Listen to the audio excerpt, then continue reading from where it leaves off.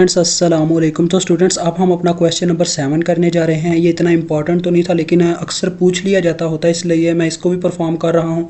तो देखें वो कहता क्या है जी, वो कहता है procedures are suppose to return the stack to the calling program in the same condition that they received it. यानी क्या करता है जी, प्रोसीजर जो होते हैं वो रिटर्न स्टैक को रिटर्न कर देते हैं उसी फॉर्म में वापस से जिस फॉर्म में उसको कॉल करने से पहले उन्होंने हासिल किया होता है। जैसे कि हमने प्रीवियस अभी ये चीज़ चेक की थी, ये यहाँ पे रिटर्न में कि जब वो रिटर्न करता था तो उसको स्टैक को उसी एड्रेस पे वापस पहुंचा देता होता था। मतलब कि आपको पता है जो चीज़ हम पुश करते थे वही चीज़ पॉप करके रिमूव भी कर देते होते थे, मतलब कि जो डाटा हम ऐड करते थे वही रिमूव करते थे, यही चीज़ है। तो आगे कहता है however it may be useful to have procedures that alter the stack. यानी कि ये इसलिए भी इस्तेमाल हो सकती है उन प्रोसीजर्स में जिससे हम स्टैक को बदल दें। ठीक है, फॉर एग्जांपल सपोज, यानी कि मिसाल के तौर पर फ़र्ज़ करो कि आप क्या करना चाहते हो, we would like to write a near procedure, यानी कि हम एक प्रोसीजर लिखना चाहते हैं सेव्स रजिस्टर के नाम पे। ठीक है, जिसके अंदर क्या पड़ा हो, BX CX DX SI DI BP DS and ES। आपको पता है इनके क्या नाम है, मतलब ये कुछ रजिस्टर है, उसके बाद स्टैक इंटरप्ट और एक्सेट्रा एक्सेट्रा। ठीक है, तो देखें वो कहता है क्या जी, एक्स्ट्रा सेगमेंट है, ये डाटा सेगमेंट है, ये सब आप जानते हो। आगे वो कहता है ऑन द स्टैक, आपने क्या करना है, इन्हें स्टैक के अंदर सेव करवाना है आपको। मतलब इसका मतलब क्या होगा जी, पुश करवाना है, यही होगा। स्टैक के अंदर सेव करवाने का क्या तरीका होता है, पुश को इस्तेमाल करते हैं हम। आगे वो करता है after pushing these registers the stack would look like this, यानी वो स्टैक इस तरह से दिखाई देगी। ठीक है, समझ आ गई। तो आगे देखो स्टूडेंट बात क्या करता है जी, now unfortunately save register can't return to the calling program. यानी कि किसी वजह से हमारा जो सेव रजिस्टर है उसको वो क्या करता है जी, दोबारा कॉलिंग प्रोग्राम पे वापस नहीं जा पाता। मतलब कि जब हम मतलब देखो हम क्या करते हैं, ऊपर हमने कॉल किया इस प्रोग्राम को अपने सेव रजिस्टर को। ठीक है, और वो अपना जो असम्बलर होगा वो आ जाएगा सेव रजिस्टर के प्रोसीजर के अंदर। लेकिन कोई एक ऐसी वजह बनती है जिसकी वजह से हम सेव रजिस्टर से वापस उसी इंस्ट्रक्शन पे नहीं जा पाते जो हमारे कॉल के इंस्ट्रक्शन के बाद होती है। ठीक है, तो वो करता है तुम क्या करो जी, बिकॉज द रिटर्न एड्रेस, उसकी वजह यह है कि जो रिटर्न एड्रेस होता है वो टॉप ऑफ द स्टैक नहीं रहता, उसकी ये वजह है। ठीक है, क्योंकि हम जब ये चीज़ें पुश कर देते हैं तो उसके बाद आपको पता है टॉप ऑफ द स्टैक कुछ और ही होगा, वो नहीं होगा जो पहले था स्टैक का टॉप। ठीक है, ये हमने देखा था स्टूडेंट, हमने जब भी कोई मतलब ऑपरेशन परफॉर्म किया था, यानी कोई भी ऊपर आपने देखा था जब हम पुश करते थे किसी चीज़ को तो पॉप करके उसी फॉर्म में वापस दे करके हम क्या करते थे, कॉलिंग इंस्ट्रक्शन पे वापस जाते होते थे नीचे से रिटर्न से। ठीक है, तो यही चीज़ वो कहता है, वो करता है पहला देखें एज, वो करता है डिवाइस अ वे, यानी एक ऐसा तरीका बताओ, ऐसा प्रोसीजर इंप्लीमेंट हो हमारा सेव रजिस्टर जो क्या करे जी, that gets around this problem, जो इस प्रॉब्लम को सॉल्व भी कर सके। और वो आप कैसे करो, AX को इस्तेमाल करते हुए। तो देखो स्टूडेंट मैं कैसे करता हूँ, देखें यहाँ पे हम पावर पॉइंट में वो कोड लिखेंगे। देखें सबसे पहले आपको पता कैसे स्टार्ट होता है हमारा प्रोसीजर, सेव रजिस्टर उसका नाम पहले होता है, तो ये आ गया सेव रजिस्टर REGS है। ठीक है जी, आगे आपको पता है यहाँ पे हम लिखते होते हैं प्रॉक, प्रोसीजर स्टार्ट हो गया जी। तो देखें सबसे पहली बात स्टूडेंट है, हमें ये नहीं पता कि टॉप ऑफ द स्टैक पे क्या पड़ा हुआ है।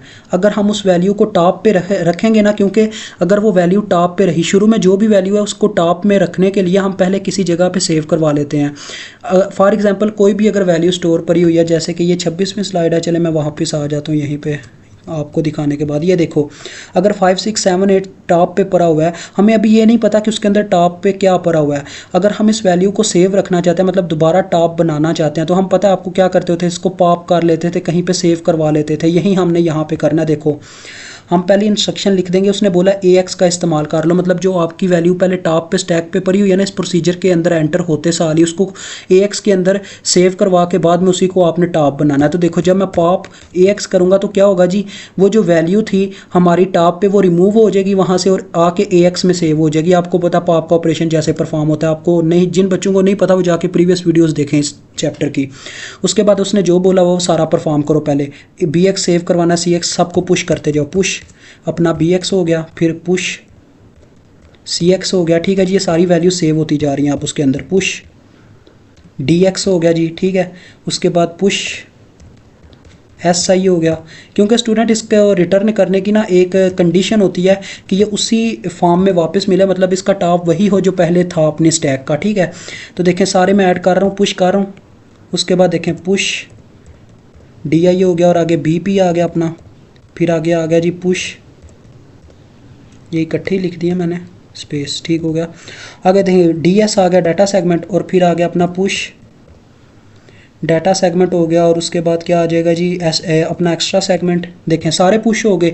अब देखें स्टूडेंट हुआ क्या है जी, अभी जो टॉप बन चुका है वो हमारा एस्टिमेट, ये एक्स्ट्रा सेगमेंट की जो वैल्यू होगी वो हमारा टॉप होगा, ठीक है।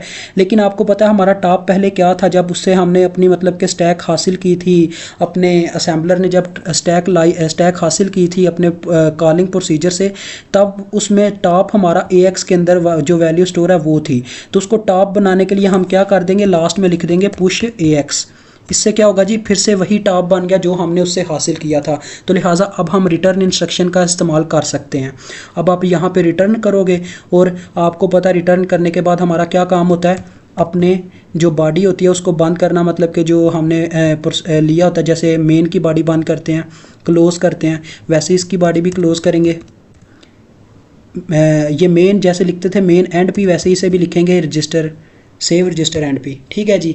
ये तो था पहला ए का आंसर। मतलब हमने इसमें क्या किया जी, टॉप ऑफ द स्टैक को वही रहने दिया जिससे अब ये रिटर्न हो जाएगा। अगर हम टॉप ऑफ द स्टैक को वो ना रखते जो पहले था, तो फिर रिटर्न का फंक्शन परफॉर्म नहीं था होना, और हमारा ये प्रोसीजर वहाँ पे वापस नहीं जा सकता था जहाँ से ये कॉल होके आया हुआ था।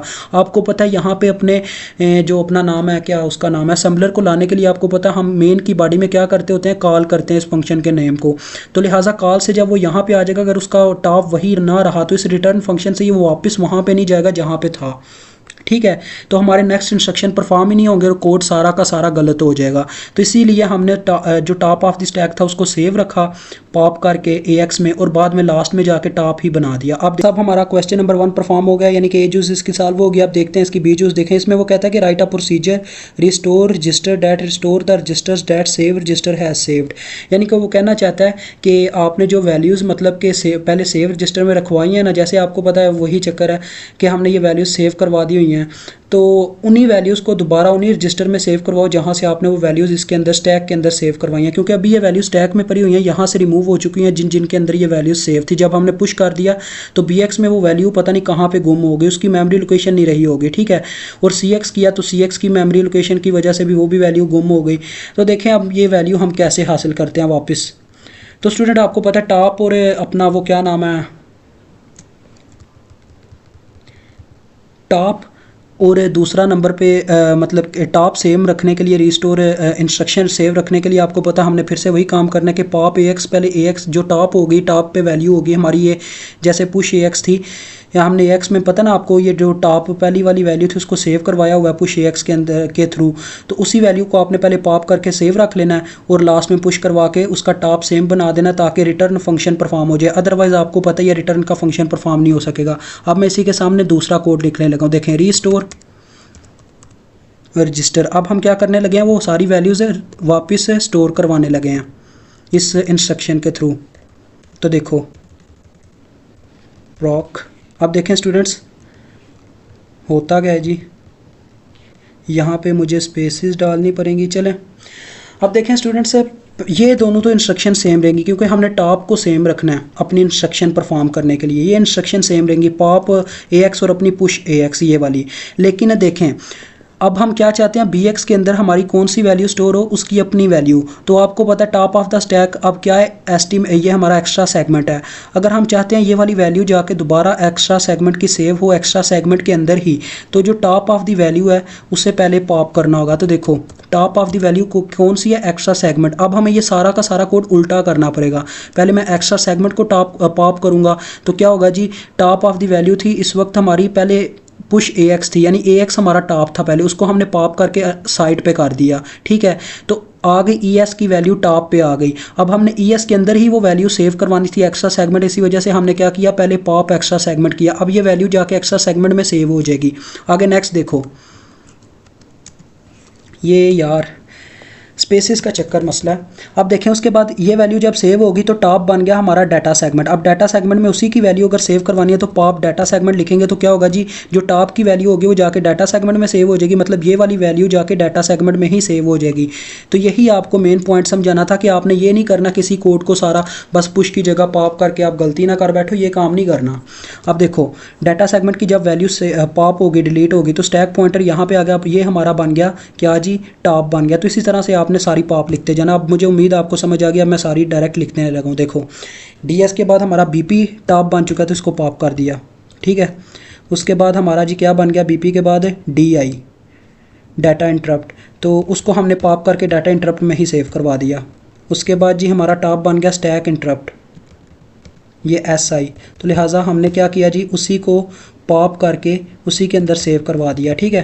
क्योंकि टॉप वाली वैल्यूज़ SI के अंदर सेव होनी है तो SI ही टॉप है, तो वही वैल्यूज़ के अंदर ही सेव हो जाएगी। तो आगे देखो, अब हम क्या करेंगे जी, अपनी CX की वैल्यू सेव करवाने के लिए, अब टॉप क्या बन चुका है, DX बन चुका है, तो DX की वैल्यू DX में ही सेव करवाने के लिए मैं क्या करूँगा, टॉप को पॉप कर दूंगा तो वो DX में जाके कॉपी हो जाएगी। जब पॉप का ऑपरेशन परफॉर्म हुआ, टॉप बन गया CX, तो CX की वैल्यू, चले अब मैं लिखता जाता हूँ, आपको समझ तो आ ही गई है, मैं इतना जानता हूँ। तो देखें पॉप CX, अब क्या होगा जी, अब ये हमारा टॉप बन गया, तो लिहाजा फिर से वैसे ही पॉप BX। देखें स्टूडेंट, जितने हमने मतलब कि वैल्यूज़ निकाली थी अपनी उस इन सब से रजिस्टर्स में से सेव रजिस्टर के थ्रू ये स्टैक के अंदर सेव करवा दी थी, ये इन सब के अंदर पता नहीं वैल्यूज़ कहाँ पे गुम हो चुकी हुई थी, स्टैक के अंदर टोटली तौर पे सेव पड़ी हुई थी। तो हमने क्या किया, रीस्टोर रजिस्टर के ऑपरेशन को परफॉर्म करके इसके प्रोसीजर को स्टार्ट करके ये सारी वैल्यूज़ उनको वापस दिलवाई, ठीक है। जब ये वैल्यूज़ पॉप हो जाएंगी, आपको पता है अगर हम ये वैल्यूज़ ये ऑपरेशन परफॉर्म करवाना चाहते हैं तो रिटर्न लाजमी तौर पर परफॉर्म होना चाहिए, और रिटर्न को परफॉर्म करवाने के लिए हमारे पास क्या कंडीशन होती है कि जो टॉप था वो सेम रहे। तो टॉप था AX के अंदर टॉप की वैल्यू सेव थी, तो लिहाजा मैंने इसी वजह से अब क्या करना है, पुश AX लिख देना। अब टॉप सेम हो गया, अब रिटर्न का फंक्शन परफॉर्म हो जाएगा। तो देखें रिटर्न यहाँ पे आ जाएगा हमारा रिटर्न, और उसके नीचे आ जाएगा, आपको पता है इसकी बॉडी का कैसे एंड करेंगे, इसके नाम से रिस्टोर रजिस्टर्स एंड P। तो बस ये आपका क्वेश्चन नंबर 7 डन हो गया। देखें आपके सामने कोड है, तो स्क्रीनशॉट लेना चाहते हैं तो ले लें। अभी आपसे इजाज़त चाहता हूँ। अल्लाह हाफिज़, अस्सलाम वालेकुम।